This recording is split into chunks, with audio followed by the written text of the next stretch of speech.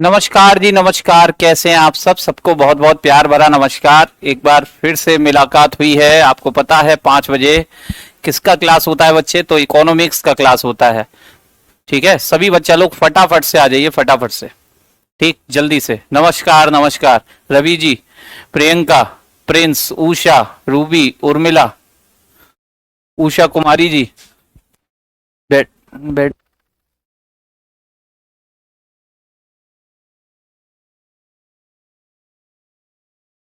नमस्कार, नमस्कार।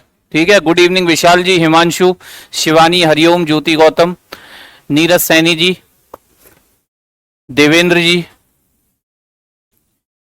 श्रीराम यादव जी, विशाल बाबू, दीपू यादव, पवन माथुर, जीवन कुमार। ठीक है, बहुत सारी लंबी लिस्ट है, किसी का नाम ना ले पाए तो गुस्सा ना करिएगा। आरती जी, आस्था, प्रीति। चलिए, तो बेटा 5 ईयर प्लान का पूरा बैकग्राउंड कल मैंने आपको बता दिया था। इंडिया में प्लानिंग की कैसे आई, शुरुआत हुई यूएसएसआर से। ठीक, 1929 सोवियत संघ से। फिर एक भारतीय व्यक्ति एम विश्वेश्वरैया, जिसको क्या कहा जाता है, इंडियन इकोनॉमी का फादर कहा जाता है। उसके बाद बात पहुंचती है ये कांग्रेस के कानों में, और कांग्रेस आपके लिए भारत की पहली और एकमात्र योजना समिति बनाती है 1938 में, जिसके अध्यक्ष बने थे कौन? जवाहरलाल नेहरू बेटा जी, अवधेश जी। ठीक है, विवाह। उसके बाद फिर हम आगे बढ़े और बेटा 1944 में गांधीवादी योजना आई, जिसे वर्धा स्कीम भी कहते हैं। श्रीमन नारायण अग्रवाल ने दिया था, याद करिए। उसके बाद 1944-45 की घटना, बॉम्बे प्लान, 8 बड़े उद्योगपतियों की बैठक हुई अर्देशीर दलाल की अध्यक्षता में। और फिर जब भारत को आजादी मिली तो केसी नियोगी कमेटी की सिफारिश पर एक क्या बनाया गया? योजना आयोग बनाया गया। योजना आयोग में बेटा कुल जो अधिकारी होते हैं आपके 2 होते हैं। ठीक, रोशन जी, 2 अधिकारी प्रमुख रूप से होते हैं। एक होता है आपका हेड, जो भारत का प्रधानमंत्री होता है। पहले थे जवाहरलाल नेहरू, अंतिम थे नरेंद्र मोदी। और उपाध्यक्ष यानी कि डिप्टी हेड कौन होता है बच्चे? उपाध्यक्ष यानी कि डिप्टी हेड कौन थे पहले? तो बेटा गुलजारी लाल नंदा। और अंतिम कौन थे? मोन्टेक सिंह एलूवालिया। इसी योजना आयोग ने आपके लिए क्या बनाई? 5 ईयर प्लान। लूसेंट भी क्लियर होती जा रही है सर, बढ़िया।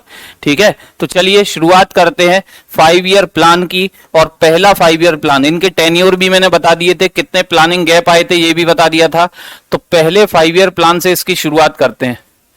पहला 5 year plan, first 5 year plan कब से कब तक आया बच्चे? 1951 से लेकर के 1956, 51 से लेकर के 56 तक पहला 5 ईयर प्लान आया था, आपको याद होगा। ठीक है सर, टाइम कब से हुआ है? किसका टाइम कब से हुआ है रवि जी? 1951 से 56। ठीक है, जीडीपी, जीएनपी, एनएनपी, ये सब क्या है सर? ये राष्ट्रीय आय में पढ़ोगे, राष्ट्रीय आय के सूचकांक होते हैं। ठीक, एक आप लिखना भूल गए, एनडीपी। ठीक, और ये 4 के 8 बनते हैं, फैक्टर, कॉस्ट और मार्केट प्राइस पर देखोगे आप। ठीक, सनग्लासेस में कौन सा लेंस लगा होता है? सनग्लासेस में बेटा नॉर्मल आपका लेंस लगा होता है, जो आपका ना ही कॉनकेव होता है ना ही कॉन्वेक्स होता है। ये केवल एक ग्लास होता है, कांच का टुकड़ा होता है। ठीक है, जो फोटोक्रोमेटिक ग्लास होता है, जो धूप में अपना कलर बदल सकता है। अब आ जाइए वापस, इकोनॉमिक्स चल रही है, साइंस नहीं।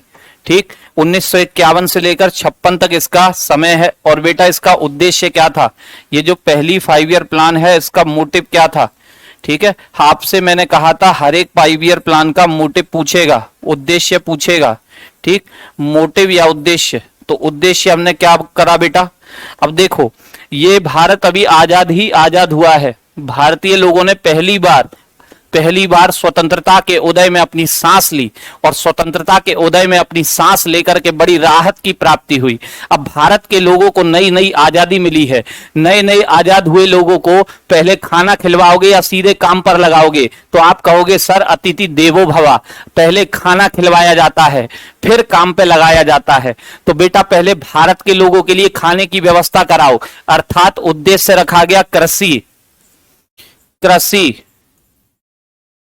ठीक, कृषि को कहते हैं एग्रीकल्चर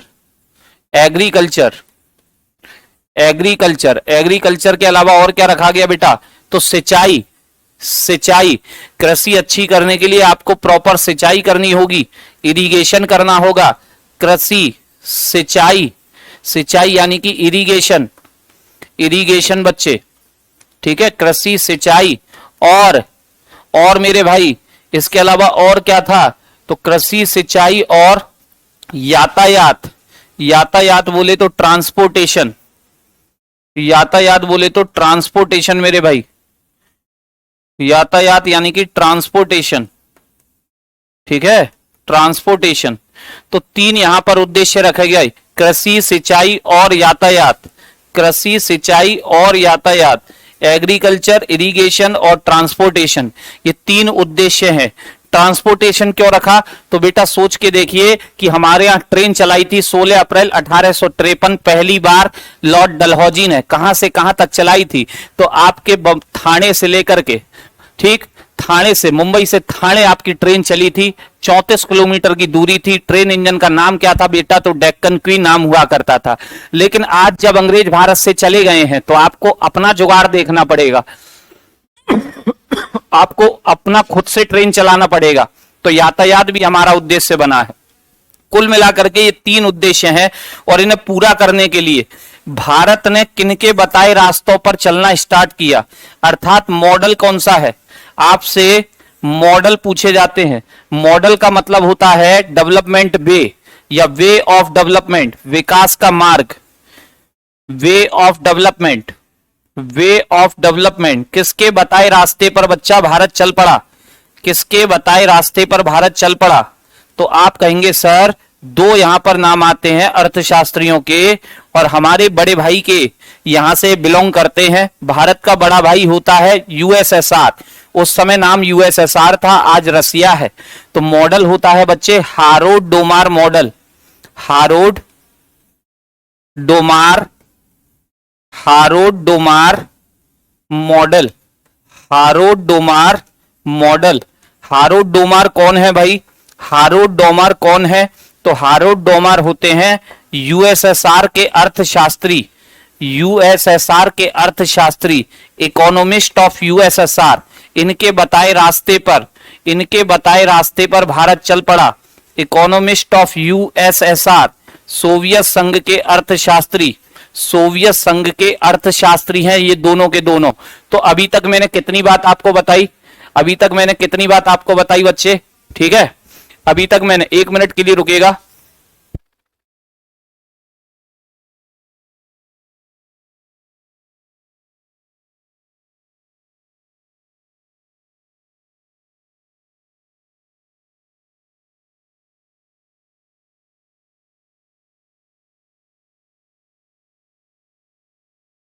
ठीक है, ठीक है भाई, हारोड डोमार मॉडल।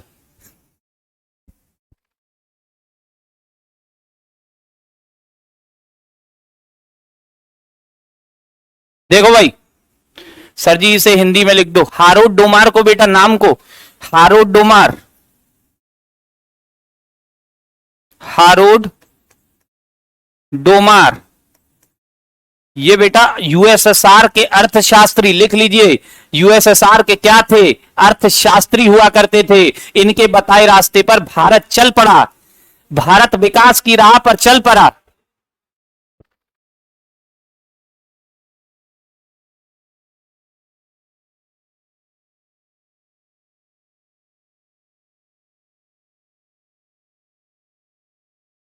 ठीक है, बढ़िया।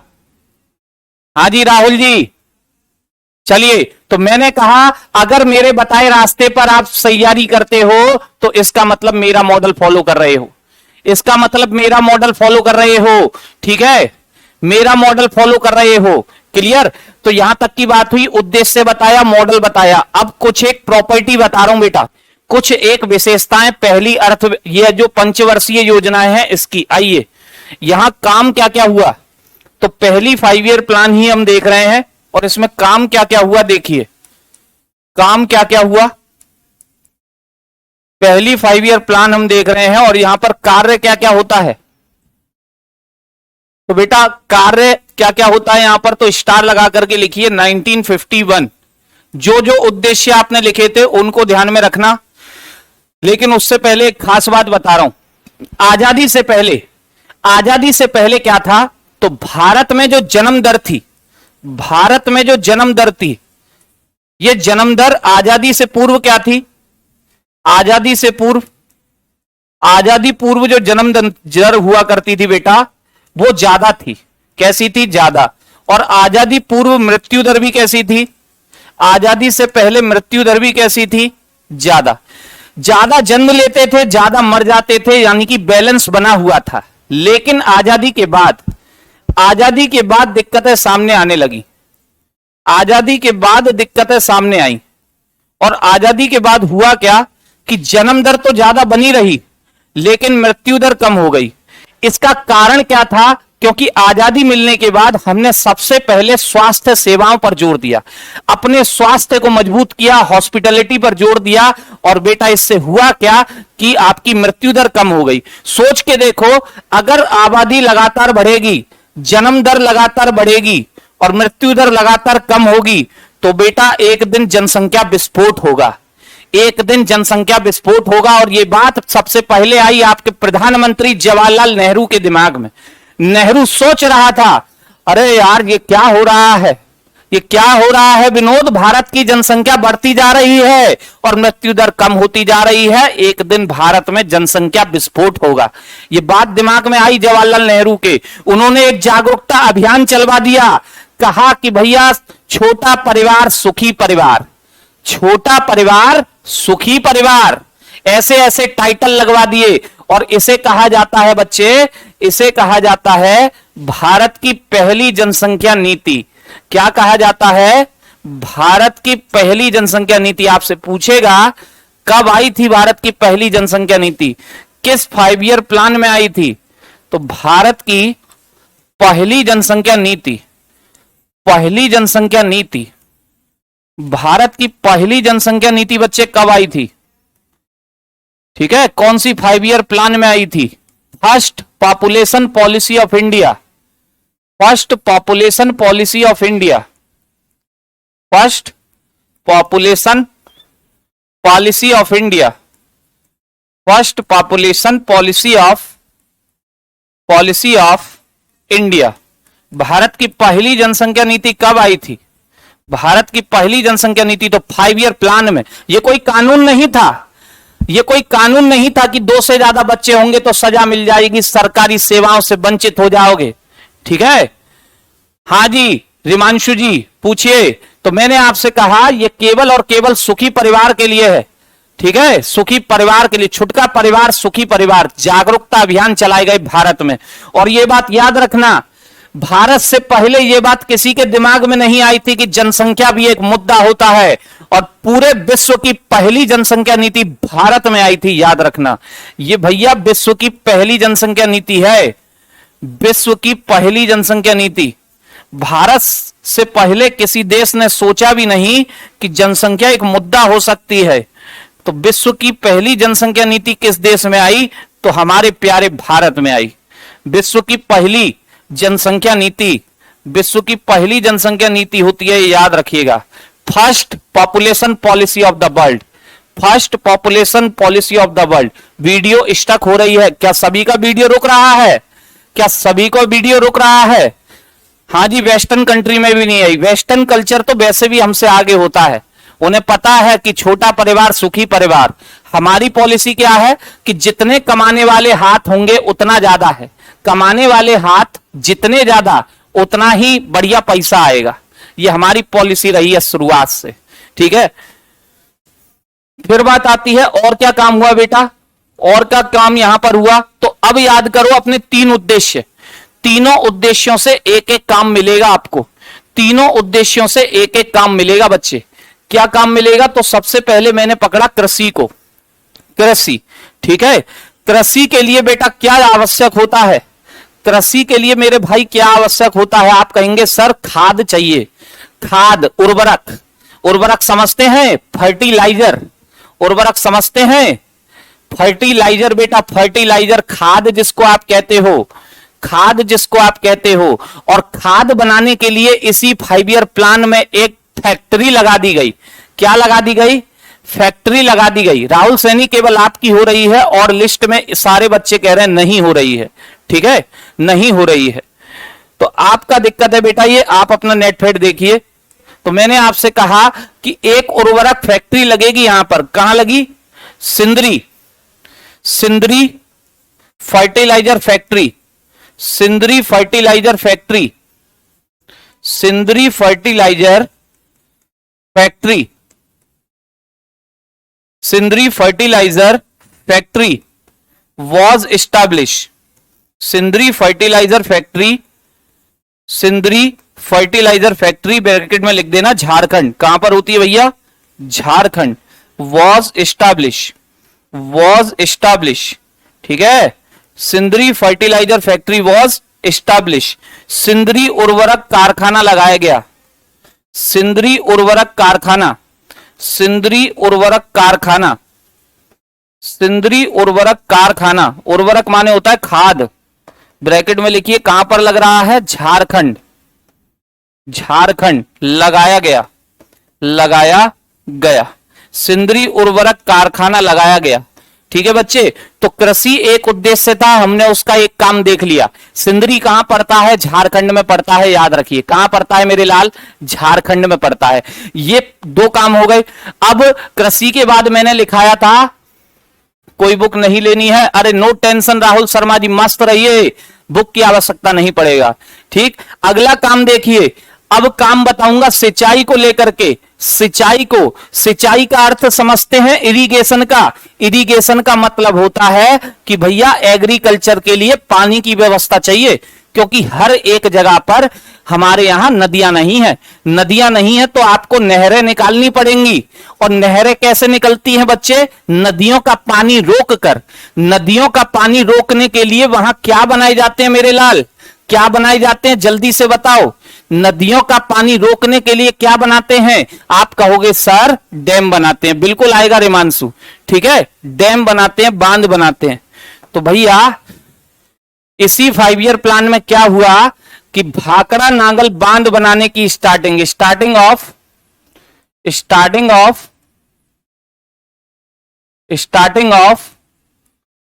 Making of Bhakra Nangal dam, Bhakra Nangal dam, Bhakra Nangal बांध बनाने की शुरुआत, भाखड़ा नांगल बांध बनाने की शुरुआत, भाखड़ा नांगल बांध बनाने की शुरुआत। जल्दी से बताओ भाखड़ा डैम कहां पड़ता है, भाखड़ा नांगल बांध बनाने की शुरुआत, बांध बनाने की शुरुआत, ठीक है, बांध बनाने की शुरुआत, ठीक है भाई, ये शुरुआत हुई। और ये जो डैम बन रहे हैं, ये डैम बनाने की जो शुरुआत हुई, इनको क्या कहा जाता है, इन्हें मल्टीपर्पस प्रोजेक्ट कहते हैं। क्या कहते हैं, इन्हें बहुउद्देशीय परियोजना कहते हैं। इन्हें क्या कहा जाता है, बहुउद्देशीय, बहु माने बहुत सारे, उद्देश्य, बहुउद्देशीय परियोजना कहा जाता है। क्या कहा जाता है मेरे बाबू, बहुउद्देशीय परियोजना कहा जाता है, बहुउद्देशीय परियोजना कहा जाता है। इंग्लिश में कहते हैं मल्टीपर्पस प्रोजेक्ट, ऐसा प्रोजेक्ट जो आपके मल्टीपर्पस को पूरा करता है, ऐसा प्रोजेक्ट जो किसको पूरा करता है, मल्टीपर्पस को। जैसे आप यहां से नहर निकाल सकते हो, यहां आप बिजली उत्पादन करते हो, क्या उत्पादन करते हो, बिजली उत्पादन करते हो, यहां आप पर्यटक क्षेत्र बनाते हो, यहां आप वन्य जीवों के लिए उपयुक्त वातावरण डेवलप करते हो, यहां आप तरह तरह की नहरों का विकास करते हो। तो ये होते हैं मल्टीपर्पस प्रोजेक्ट। और एक पेपर में छपने वाला क्वेश्चन बता रहा हूं बच्चे, पेपर में छपने वाला, डबल स्टार लगा के लिख लेना। जवाहरलाल नेहरू ने इनको क्या बोला था, according to Jawaharlal Nehru, these are the temples of modern India, these are the temples of modern India, modern India। ये बात किसने कही है, according to Jawaharlal Nehru, according to Jawaharlal Nehru, according to Jawaharlal Nehru. These are the temples of modern India. Hindi में भी लिख रहा हूं, हिंदी में जवाहरलाल नेहरू ने इन्हें आधुनिक भारत के मंदिर बताया है। प्रधानमंत्री जवाहरलाल नेहरू ने इन्हें आधुनिक भारत के मंदिर बताया है। आधुनिक भारत के मंदिर बताया है। क्या बताया है बच्चे? आधुनिक भारत के मंदिर बताया है। आधुनिक भारत के मंदिर बताया है। ठीक है, आधुनिक भारत के मंदिर बताया है। ठीक, याद रखिएगा। मंदिर क्यों जाते हो? अपने उद्देश्यों की पूर्ति के लिए। कहते हो भगवान इस बार सिलेक्शन दिला देना, लड्डू बांटूंगा। कहते हो भगवान मेरा एक काम करा देना, ये करूंगा। कहते हो भगवान ये करा दूंगा, वो करूंगा। सतलज नदी पर बहुत बढ़िया, ठीक है, पंजाब और हिमाचल प्रदेश की कंबाइंड योजना है उषा जी। ठीक, टेंपल क्यों जाते हैं हम लोग? अपनी रिक्वेस्ट पूरी कराने के लिए, अपने काम बनवाने के लिए। और इनसे भी आप क्या बनवा रहे हो? अपने काम। नहरें विकसित होंगी, कृषि में योगदान होगा, पर्यटन विकसित होगा, घूमने फिरने जाएंगे लोग, रेवेन्यू जनरेट होगा। रेवेन्यू, वन्य जीवों के लिए उचित वातावरण बनेगा, इकोसिस्टम डेवलप होगा, पर्यावरण का विकास होगा। बात सही है कि नहीं है? बिजली का उत्पादन होगा। कितने सारे आपके काम बनवा रहा है ये मंदिर। ये आधुनिक भारत का मंदिर है, कह गए आपके जवाहरलाल नेहरू, पंडित जवाहरलाल नेहरू। क्लियर है? अब एक उद्देश्य का काम और बच रहा है। एक उद्देश्य का काम और बच रहा है, यातायात। किसका बच्चे? यातायात। यातायात को लेकर के, क्योंकि हमारे यहां ट्रेन चलाए थे ब्रिटिश। ट्रेन के डिब्बे बन के आते थे बाहर से। कहां से बन के आते थे? बाहर से, ब्रिटेन से बन के आते थे। पानी के बड़े बड़े जहाजों में उनको लाया जाता था। तो बड़ी समस्या हो गई, हमको वो अपने हाल पर छोड़कर चले गए। हमने कहा भैया क्या करें? तो हमने सोचा एक अपने यहां ही फैक्ट्री लगा देते हैं, रेल कोच फैक्ट्री लगा देते हैं। उस रेल कोच फैक्ट्री का नाम था लोकोमोटिव वर्कशॉप। कहां पर लगी? क्योंकि ट्रेन के चलाने वाले ड्राइवर को क्या कहते हैं बच्चे? लोको पायलट कहते हैं। और ट्रेन की फैक्ट्रियों को कहा जाता है लोकोमोटिव वर्कशॉप। कहां पर लगी? तो बेटा वेस्ट बंगाल के चितरंजन में। लिख लीजिएगा। यातायात के लिए एक पॉइंट। इसी 5 ईयर प्लान में क्या हुआ? इसी 5 ईयर प्लान में चितरंजन, जगह का नाम क्या है? Chittaranjan locomotive workshop. Locomotive workshop was established in West Bengal. West Bengal में चितरंजन लोकोमोटिव वर्कशॉप की। चितरंजन लोकोमोटिव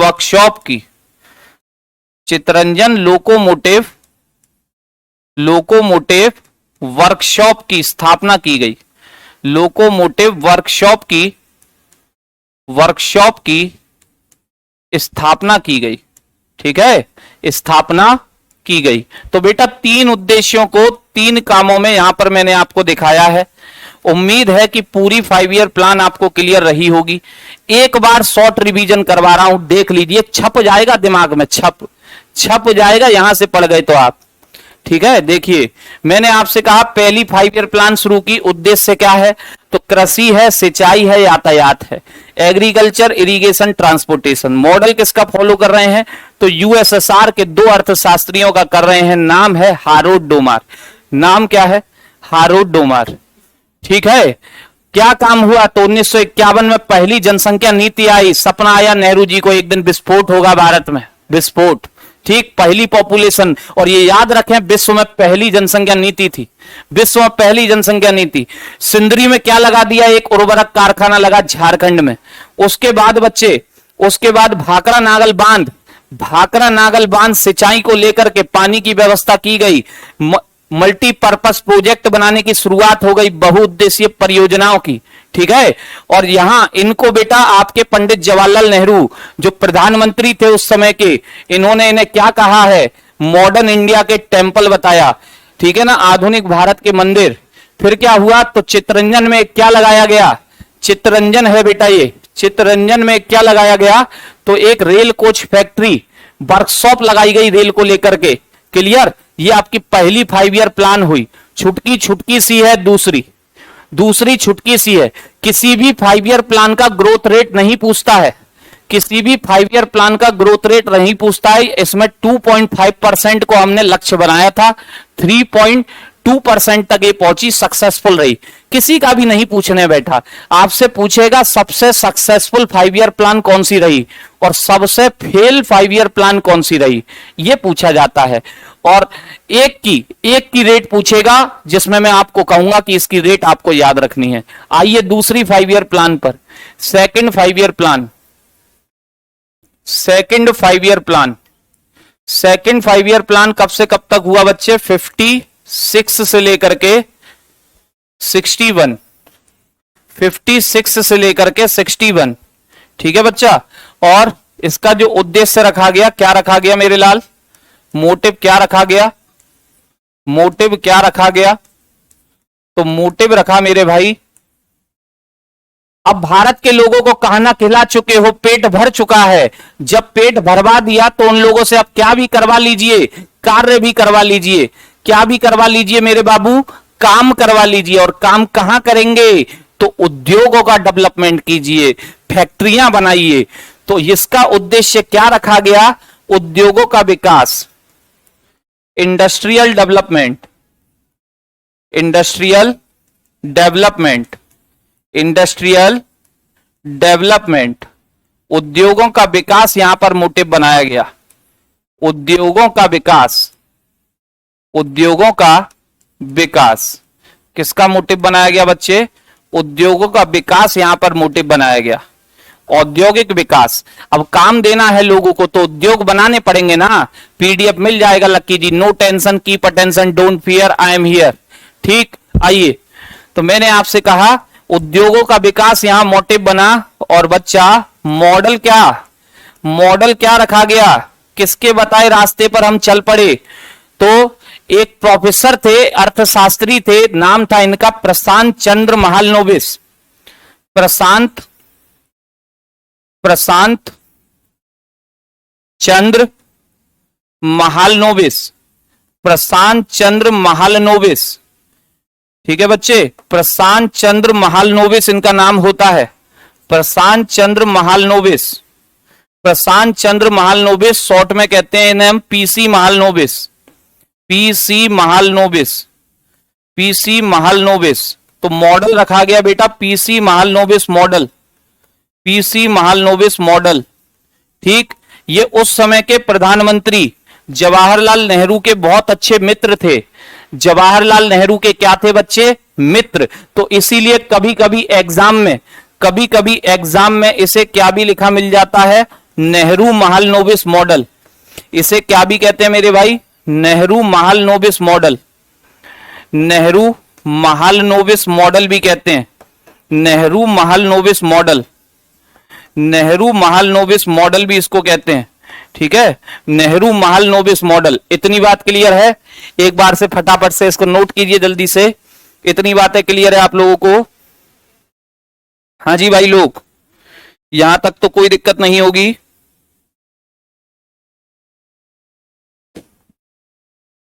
ठीक है, नेहरू महालनोबिस। अब ये जो पीसी महालनोबिस हैं, इनके लिए एक पॉइंट और लिख लेना बेटा, ये जो पीसी महालनोबिस हैं, इन्हें father of statistics in India कहते हैं। भारत में सांख्यिकी के पिता इनको कहा जाता है, भारत में सांख्यिकी के पिता। आप मैथ में एक टॉपिक पढ़ते हो ना सांख्यिकी, स्टैटिक्स, जिसमें पढ़ते हो मीन, मीडियम, मोड, माध्य, माध्यिका, बहुलक। भारत में सांख्यिकी के पिता इनको कहा जाता है, भारत में सांख्यिकी के पिता। ठीक है ना, भारत में सांख्यिकी के पिता, father of statistics in India कहते हैं इनको, father of statistics in India, father of statistics in India इनको कहा जाता है। भारत में सांख्यिकी का जनक कहते हैं इनको मेरे लाल, क्या कहते हैं, भारत में सांख्यिकी का जनक। और इनका जो बर्थडे है, इनका जो जन्मदिन है वो बेटा 29 जून को होता है। इनका जो जन्मदिन होता है, इनका जो बर्थडे होता है, बर्थडे जन्मदिन, इनका बर्थडे किस दिन होता है बच्चा? पार्टी मत मांगना मुझसे, मेरा नहीं है। इनका बर्थडे होता है 29 जून को, और इसी 29 जून को भारत में क्या मनाते हैं? इसी 29 जून को भारत में मनाते हैं राष्ट्रीय सांख्यिकी दिवस। क्या मनाते हैं? राष्ट्रीय सांख्यिकी दिवस। राष्ट्रीय सांख्यिकी दिवस, राष्ट्रीय सांख्यिकी दिवस, national statistical day, national statistical day मनाया जाता है। क्या मनाया जाता है बच्चे? National statistical day. तो इतनी बात यहां तक क्लियर है कि भाई दूसरी 5 ईयर प्लान 56 से 51, उद्देश्य है उद्योगों का विकास। मॉडल रखा गया प्रशांत चंद्र महालनोबिस मॉडल या पीसी महालनोबिस मॉडल। उस समय के प्रधानमंत्री के बेहतरीन दोस्त हुआ करते थे, तो नेहरू महालनोबिस मॉडल भी इसको कहते हैं। इन्हीं को भारत में किसका पिता कहा जाता है? स्टैटिक्स का पिता। ठीक है, भारत में सांख्यिकी के पिता इनको बोलते हैं। जन्मदिन आता है इनका 29 जून, नेशनल स्टैटिक्स डे यानी कि राष्ट्रीय सांख्यिकी दिवस इस दिन मनाया जाता है। इतनी बात क्लियर। आगे चलें, एक दो काम देखें इस 5 ईयर प्लान के। तो काम देखिए, क्या करवाना है? उद्योगों का विकास करवाना है। आइएगा, उद्योगों का विकास करवाना है। तो इस 5 ईयर प्लान में हुआ क्या? 3 steel factory, 3 steel factory, 3 steel factory was established। 3 लौह इस्पात कारखाने लगाए गए। 3 क्या लगाए गए मेरे भाई? लौह इस्पात कारखाने लगाए गए। 3 लौह इस्पात कारखाने लगाए गए। 3 लौह इस्पात कारखाने, लौह इस्पात कारखाने लगाए गए इस 5 ईयर प्लान में। 3 लौह इस्पात कारखाने, कारखाने लगाए गए। 3 लौह इस्पात कारखाने लगाए गए मेरे दोस्त। क्लियर? कितने कारखाने लगे? 3 लौह इस्पात कारखाने। बहुत बढ़िया उषा कुमारी, शानदार, जबरदस्त, जिंदाबाद कहते हैं इसको। बहुत अच्छे बच्चे। 3 लौह इस्पात कारखाने कहां कहां लगे बच्चा? तो एक लगा आपका भिलाई, ये जगह का नाम बता रहा हूं आपको, भिलाई। ठीक है बच्चे, भिलाई। दूसरा लगा दुर्गापुर, दुर्गापुर, दुर्गापुर। ठीक, दुर्गापुर। तीसरा लगा बच्चे राउरकेला, राउरकेला, राउरकेला। ठीक है, तीसरा कहां लगा? राउरकेला में लगा, राउरकेला। और ये भिलाई कहां होता है मेरे लाल? तो ये होता है छत्तीसगढ़। कहां पर होता है? छत्तीसगढ़। ठीक, दुर्गापुर कहां होता है? तो वेस्ट बंगाल में होता है, वेस्ट बंगाल में। राउरकेला कहां होता है? तो उड़ीसा में। राउरकेला कहां होता है? उड़ीसा में। आप कहोगे सर भारत पे तो खाने की स्थिति खराब होगी उस समय, और ये फैक्ट्रियां लगा रहा है, इतना पैसा आया कहां से? अरे मेरे लालो, जब हम पे पैसा नहीं होता है तो हमारे दोस्त किस काम आएंगे? कभी पार्टी वार्टी करने जाते हैं और खास लंगोटिया हमारा दोस्त हो जो बचपन से हमारे साथ रहा है, वो कहता है कि भाई क्या दिक्कत है, आज तुम पे नहीं है कल हम पे नहीं होंगे तो क्या दिक्कत है, एक दूसरे की हेल्प ही तो करना है। जीवन हेल्प का ही काम है। एक की हेल्प दूसरा कर रहा है, दूसरे की हेल्प तीसरा कर रहा है। तो भिलाई वाला जो कारखाना है, भिलाई वाली जो फैक्ट्री है, ये किसकी हेल्प से लगी? याद रखिएगा, किसकी हेल्प से लगी? By the help of USSR. किसकी मदद से लगी बेटा? सोवियत संघ की हेल्प से। किसकी हेल्प से लगी? सोवियत संघ की हेल्प से। ठीक है, सोवियत संघ की हेल्प से भिलाई वाला कारखाना लगा। रशिया की हेल्प से, आज का रशिया। दुर्गापुर वाला किसकी हेल्प से लगा बच्चा? तो बाय द हेल्प ऑफ वही लोग जिन्होंने 200 सालों तक हमें गुलामियों की जंजीर में रखा। गुलामों की जंजीर की तरह हम यहां पले बढ़े, गुलामी में जीवन बीता हमारी 2 पीढ़ियों का। वही जो हमारा शोषण किया करते थे, धीरे धीरे हमारे मित्र भी बन गए, मित्र भी बन गए। नाम है Britain. By the help of Britain. किसकी हेल्प से लगी बच्चे? ब्रिटेन की हेल्प से। और ये जो राउरकेला वाली है, किसकी हेल्प से लगी? By the help of by the help of Germany, by the help of Germany. किसकी हेल्प से लगी बच्चे? जर्मनी की हेल्प से। किसकी हेल्प से लगी? जर्मनी की हेल्प से। ठीक है, जर्मनी हिटलर वाला देश, याद कीजिए, एक ऐसा देश जो दोनों विश्व युद्धों में मुखिया बना। 1919 14 से लेकर 19 वाले में भी मुखिया था, 1939 से लेकर 45 वाले में भी मुखिया था, और दोनों विश्व युद्धों में बुरी तरह पराजित हुआ, बुरी तरह पराजित। तब भी आज टॉप के 5 डेवलप्ड कंट्री में जर्मनी का नाम आता है। कितना बेहतरीन देश है, सोच करके देखिए। दो विश्व युद्ध, एक छुटके से युद्ध हारने पर चीजें बहुत खराब हो जाती हैं, बहुत अर्थव्यवस्था डामाडोल हो जाती है, बर्बाद हो जाती है।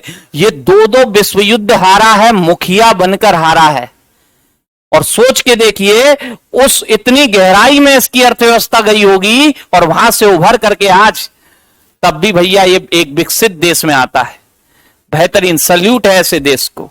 ठीक, तो ये है आपकी दूसरी अर्थव्यवस्था की बात। और एक बड़ी खास बात बताऊं आपको मैंने क्या बताया था? हां जी शिखा जी, आपको मैंने बोला था भारत में कैसी अर्थव्यवस्था है? मिश्रित अर्थव्यवस्था, प्राइवेट सेक्टर भी है, गवर्नमेंट सेक्टर भी है। बात सही है कि नहीं? और याद करिए बॉम्बे प्लान, अर्धेसिर दलाल वाली मीटिंग जिसमें घनश्याम दास बिरला और आपके टाटा साहब गए थे, क्या बात हुआ था वहां पर? कि भारत एक दिन आजाद हो जाएगा और भारतीय अर्थव्यवस्था को अगर तेजी से चलाना है तो किसके सपोर्ट के बिना नहीं चलेगी? प्राइवेट सेक्टर के सपोर्ट के बिना नहीं चलेगी। बात सही है, प्राइवेट सेक्टर के सपोर्ट के बिना ग्रोथ नहीं हो पाएगा। इसीलिए इसी अर्थव्यवस्था में इसी 5 ईयर प्लान में किस अर्थव्यवस्था को अपनाया भारत ने? मिश्रित अर्थव्यवस्था को। ठीक, भिलाई के बारे में एक बार और बता दीजिए, भिलाई कहां होता है? छत्तीसगढ़। ये लिखने का तरीका अलग है, छत्तीसगढ़ है भाई, छत्तीसगढ़। इससे घबरा रहे होगे आप। ठीक, तो मैंने कहा एक और बात, इन दिस 5 ईयर प्लान, या एक बार में ही लिख लीजिए मिला करके, इसी 5 ईयर प्लान में, इसी 5 ईयर प्लान में, इसी 5 ईयर प्लान में भारत में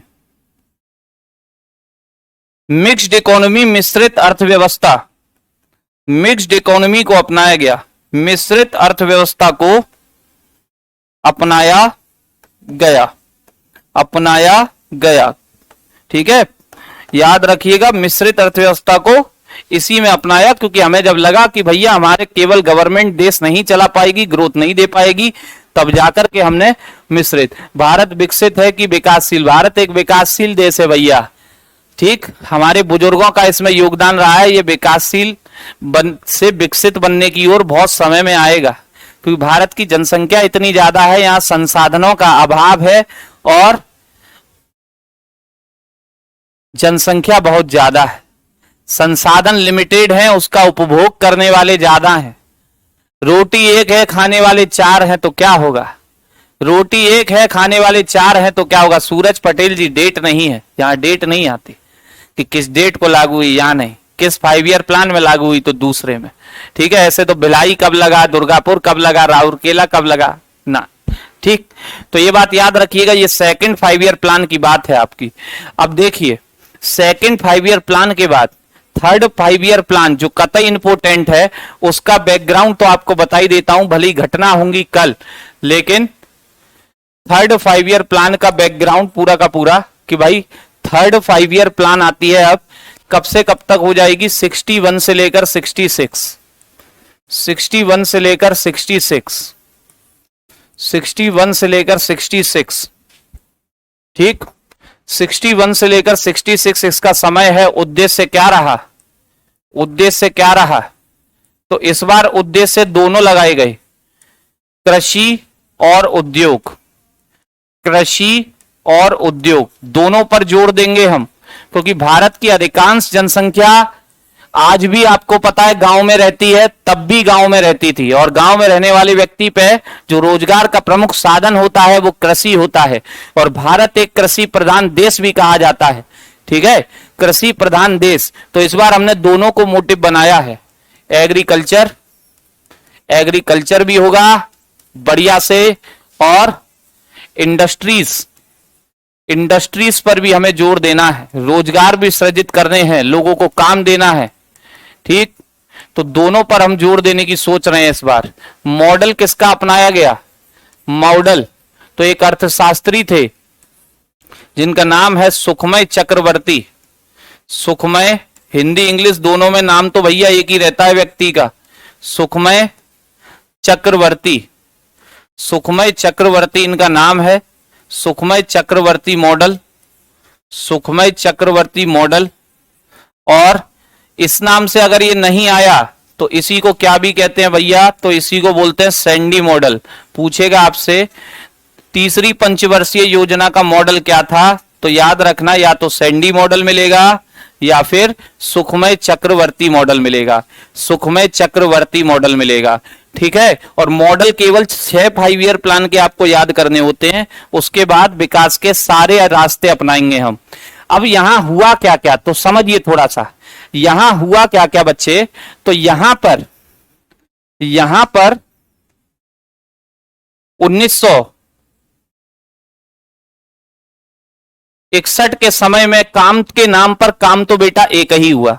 1961 में क्या हुआ?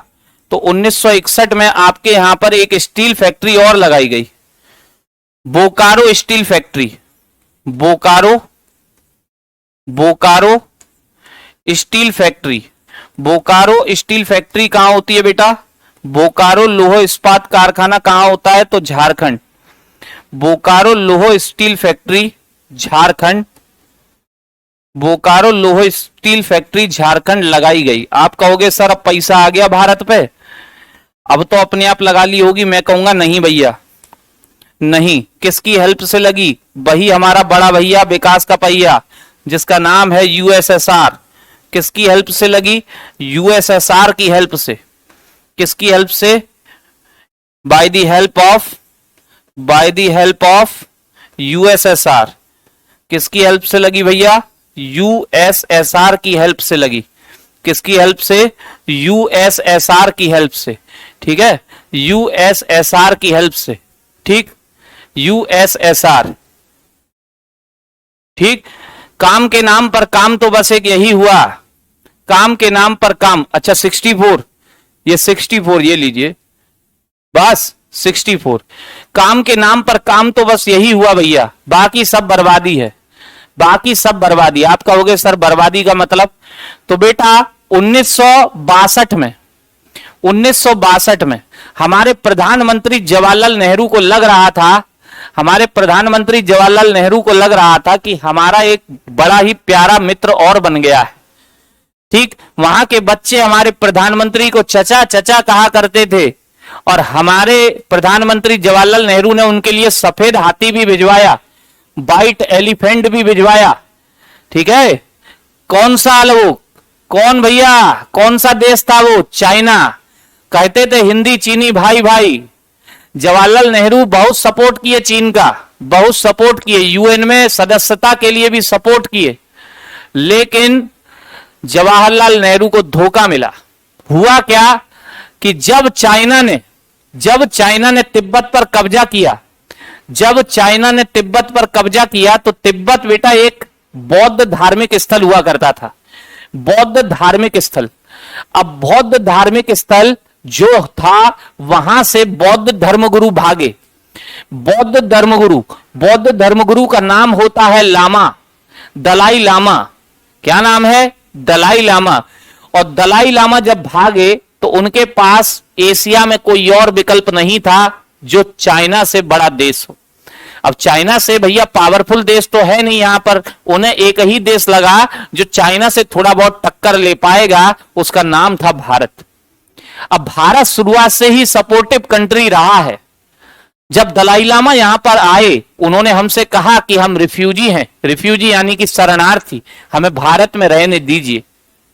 हमने कहा कोई दिक्कत नहीं, कहां रहना है आपको? उन्होंने कहा हम ठंडे प्रदेशों में रहते हैं। उन्हें हिमाचल का धर्मशाला पसंद आ गया, तो हिमाचल के धर्मशाला में दलाई लामा आज भी रह रहे हैं, आप देख सकते हो। ठीक, अब इस बात का बुरा लगा चाइना को। चाइना ने हमसे बहुत कहा कि भैया ये गलत है, हमारे यहाँ के भगोड़ों को आप अपने यहाँ शरण दिए बैठे हैं, शरण दिए बैठे हैं। भारत बोला कि नहीं भैया ये गलत है, वो हमसे सपोर्ट मांगे हैं, हम तो देखेंगे, वो हमसे सपोर्ट मांगे हैं, हम तो देखेंगे। और 1962 का ये समय आ रहा था, 1962 का ये समय आ रहा था, और चाइना खिसिया करके कहा कि देख भैया भारत, गुस्सा मत दिला, मैं तेरी पिटाई विटाई कर दूंगा। चाइना ने धमकी दिया, भारत बोला कि कर दीजिए भैया, बड़े हैं आप, सम्मान है आपका, इसलिए हम आपसे कुछ नहीं कहेंगे। तो 1962 में हम पर अटैक किया चीन, 1962 में हम पर अटैक किया और धुआंधार तरीके से भारत की पिटाई किया, धुआंधार तरीके से भारत की पिटाई किया 1962 में। इसे कहते हैं भारत चीन युद्ध, इंडो चाइना वॉर 1962। 1962 में भारत की पिटाई किया, दबा करके पीटा और गुस्सा करके पीट पाट करके वापस चला गया, ठीक है, वापस चला गया। अब आप जानते हो जब युद्ध होता है, युद्ध होता है, यूएसएसआर ने सपोर्ट किया था, यूएसएसआर ने के बेटा सपोर्ट से कुछ नहीं होता, क्योंकि ये मुद्दा अलग था, ये मुद्दा था प्रत्यारोपण का। वो कह रहा था दलाई लामा हमें सौंप दो, हमने कहा नहीं सौंपेंगे, उसने, हमारे बड़े भैया ने हमारी पिटाई लगा दी। हम केवल ऐसे करके डिफेंस कर रहे थे, भैया मत मारो, भैया मत मारो, बड़ा भैया दे चले जा रहा, दे चले जा रहा, नहीं मानेगा तू, नहीं मानेगा तू, ऐसे करके दिए चले जा रहा है, बहुत पीटा हमको, ठीक है। और आप जानते हो जब एक युद्ध होता है तो किसी देश की अर्थव्यवस्था युद्ध पे फोकस हो जाती है, उसके दिमाग में एक ही चीज चलती है कि अब तो सामने वाले को बर्बाद कर देना है। भारत के भी दिमाग में था, भारत अभी बेचारा अभी अपने पैरों पर खड़ा हुआ है, अभी अभी अपने पैरों पर खड़ा हुआ था और चाइना ने हमें ठोका पीटी कर दी। भारत की अर्थव्यवस्था यहीं से गिरना शुरू हुई है बेटा। अभी तक ₹1 $1 के बराबर हुआ करता था, बल्कि 1 पौंड के बराबर हुआ करता था, 1 पौंड के बराबर, ठीक है। यहीं से पहली बार भारतीय रुपया गिरना शुरू हुआ। यानी कि आपसे पूछा जाता है कब से भारतीय रुपये में अवमूल्यन शुरू हुआ, डिवैल्यूएशन स्टार्ट हुआ, तो भैया आप चीन से डैम नहीं है, चीन से क्या नहीं है, आप चीन से क्या नहीं है बेटा? जीतू जी क्या कहना चाह रहे हैं, दिख नहीं रहा। प्रीति जी क्या कह रहे हो आप, बताइए, 1 मिनट का समय, चलिए बोलिए। इसकी आगे की घटनाएं मैं अगली क्लास में ही बताऊंगा, मजा आएगा पूरा कहानी पढ़ के। सर आप चीन से डैम नहीं है, क्या कह रहे हैं, डैम नहीं है, डर नहीं है, डर कहिए। अब सर चीन में इतनी डैम नहीं है जो, अच्छा दम नहीं है जो हमसे भिड़ जाए। अरे बेटा आजकल भिड़ने भिड़ाने का काम, इतना गर्म खून मत लाइए, भिड़ने भिड़ाने का काम हमारे मतलब का नहीं है, हमारा काम है कलम चलाने का। कलम चलाइए, युद्ध के जमाने गए, आजकल बेटा कूटनीति से देशों को बर्बाद किया जाता है, कूटनीति से। कूटनीति विदेश नीति मजबूत रखिए, कोई आपसे कुछ नहीं कहेगा। हथियारों का जमाना गया मेरे दोस्त, हाथ पैरों की लड़ाई से कुछ नहीं होता, कलम की लड़ाई बड़ी ही ताकतवर होती है। अपने कलम में जोर लाइए, दुनिया झुकेगी आपके आगे, दुनिया झुकेगी। तो बात करेंगे इससे आगे की अगली क्लास में, ठीक है, यहीं से कंटिन्यू कराऊंगा। इसकी घटनाओं से ये चीजें देख ली आपने, उद्देश्य मॉडल, घटनाएं देखेंगे और फटाफट से अगली क्लास में 6-7 तक इसको खत्म करेंगे, ठीक है। तो सभी को बहुत बहुत प्यार, नमस्कार। उम्मीद है कि आपको पढ़ने में मजा आ रहा होगा, यहां तक क्लियर, साथ की साथ एकदम से दिमाग में छपेगा, बस बने रहिए, पढ़ते रहिए। नमस्कार, जय हिंद, जय भारत, लव यू ऑल, ठीक है।